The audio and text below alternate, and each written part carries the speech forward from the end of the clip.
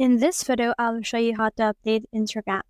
So if you actually want to update your Instagram in order to get the latest features or to remove some glitches, what you can do in this case is to head over to the Play Store App Store.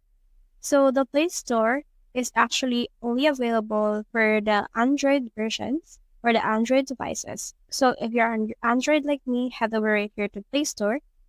And then from in there, head over and click on the search bar right here and searching here for Instagram.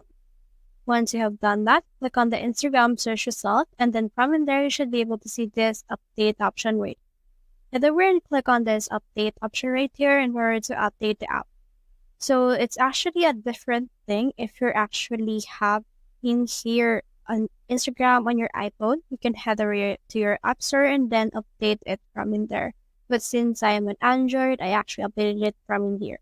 So that's the whole process. If you have found this video helpful, so leave a like below or subscribe because it helps reach more people. See you soon.